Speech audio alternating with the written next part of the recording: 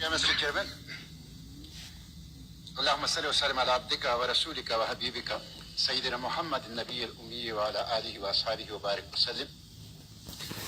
مجھے خوشی ہے کہ آج مسٹر چیئرمین بہت ہی حوصلے کا مظاہرہ کر رہے ہیں اور 15-20 منٹ ہر معزز میں آپ کی بات سمجھ رہا ہوں. آپ سٹارٹ لیں. موقع دے رہے ہیں. میں چونکہ معزز ممبران صاحبان سینئر ہیں تو میں اتنا وقت نہیں لوں گا. 3 ایشوز ہیں، ایک کشمیر کا، دوسرا احتساب کا اور تیسرا انفورس ڈس اپیئرنس کا.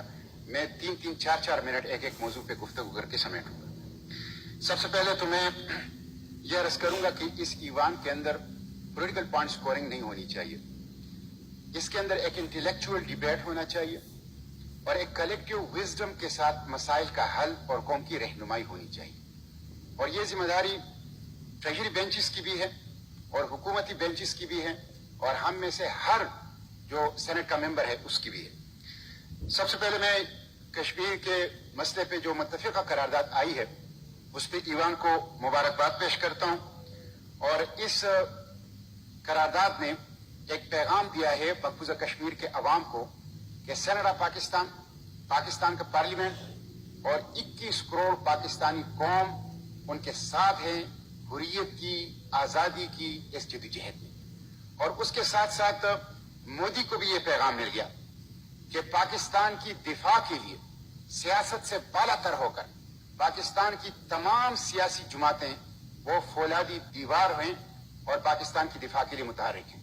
مسٹر چیئرمین، جنگ نہیں چاہنا چاہیے.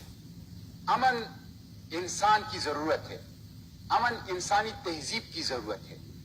امن کے بغیر کوئی ترقی نہیں ہو سکتا. امن کی خواہش بھی رکھنی چاہیے، امن کی کوشش بھی کرنی چاہیے، لیکن امن کی خواہش اور کوشش کو کسی کو یہ موقع نہیں دینا چاہیے کہ اسے بزدلی سمجھے، وہ اسے کمزوری سمجھے اور وہ اسے اپنی جو توسیع پسندانہ عزائم ہے اس کے لیے بنیاد بنائیں. اگر پاکستان کے اوپر جنگ مسلط کر دی گئی تو جس طرح بابائے قوم جن کی قداور تصویر ہمارے سامنے لگی ہے، انہوں نے فرمایا تھا، میں انہی کے الفاظ دہراؤں گا، اگر پاکستان کے اوپر کوئی مس ایڈونچر کی گئی، کوئی جارحیت کی گئی اور پاکستان کے اوپر کوئی جنگ مسلط کی گئی تو ہم سب پاکستان کی دفاع کے لیے پہاڑوں میں لڑیں گے، صحراؤں میں لڑیں گے، دریاؤں میں لڑیں گے، آخری سپاہی تک لڑیں گے، آخری گولی تک لڑیں گے اور آخری قطرے تک لڑیں گے اور اپنی ملک کا دفاع انشاءاللہ کریں گے.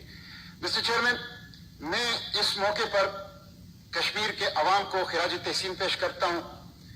1 لاکھ کشمیری یہ قتل ہوئے، شہید ہوئے. 1 لاکھ سے زائد غیر مسمار ہو چکے ہیں. 10,000 سے زائد خواتین ریپ ہو چکی ہیں. 13,000 ہمارے نوجوان وہ حراست کے اندر ایکسٹرا جوڈیشل کلنگ ان کی ہوئی ہے اور روزانہ کی بنیاد پر ایٹروسٹیز ہیں اور ہیومن رائٹس وائلیشن ہیں.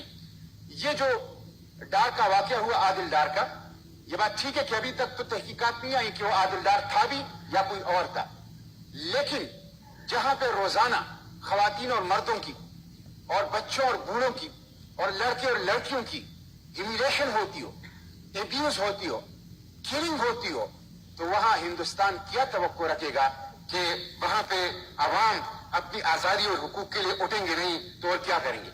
اس لیے میں حکومت سے کہتا ہوں کہ محمد بن سلمان کی آمد پر ایک قومی آواز سامنے نہیں آئی، اسے پارٹی شو اور 1 مین شو بنانے کی کوشش کی گئی. پارلیمنٹ کو دور رکھا گیا، پارلیمانی پارٹیوں کو دور رکھا گیا. یہ حرکت کشمیر کے ساتھ نہیں ہونی چاہیے. APC ہونی چاہیے، تمام سیاسی جماعتوں کو بلا کر ایک طاقتور آواز ہندوستان کی طرف بھی اور عالمی بیداری کی طرف بھی جانی چاہیے. اسی طرح پارلیمنٹ کا مشترکہ اجلاس، مجھے اس سے اتفاق ہے. اور مسٹر چیئرمین، تیسری بات میں یہ کہوں گا کہ کشمیر کمیٹی کہاں ہے؟ کیا وہ وجود رکھتی ہے؟ اس کا جو بجٹ ہے، اس کی جو پورے ہیرارکی ہے، ہمیں تو کشمیر کمیٹی کے چیئرمین کا کوئی بیان، ان کی کوئی ایکٹیویٹی نہ ملک کے اندر نہ انٹرنیشنل فورا کے اوپر ہمیں نظر آئی. اس لیے ان کو بھی متحرک ہونا چاہیے. اور یہ جو OIC کی بات آئی ہے، مسٹر چیئرمین، جب ہندوستان کے وزیر خارجہ گیسٹ آف آنر بنے گی، کشمیریوں کے زخموں پر یہ نمک پاشی ہوگی.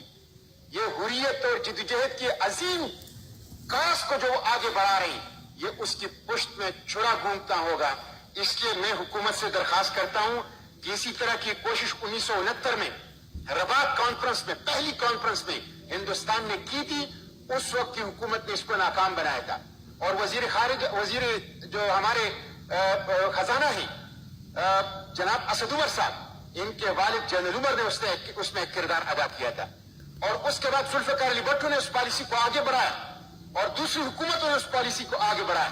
OIC کے اندر ہندوستان کا بیٹھنا یہ ساتھ کی طرح OIC کو بھی غیر فعال کرے گا، اور اس سے OIC کی فیوچر وہ انسرٹن ہو جائے گی، اور اس کے نتیجے میں پاکستان کے جو مقاصد ہیں وہ آگے نہیں بڑھیں گے۔ اس لیے وزیر خارجہ کو یہاں پہ پالیسی بیان دینی چاہیے OIC کے حوالے سے، اور جو عالم اسلام کے ممالک ہیں ان کو متحرک کرنا چاہیے، اور اس کے ساتھ ساتھ اگر بدترین صورتحال ہو تو مجھے اس تجویز سے اتفاق ہے کہ پاکستان بائیکاٹ کی دھمکی دے، لیکن ہندوستان کا داخلہ OIC میں ہر صورت میں بند کرے۔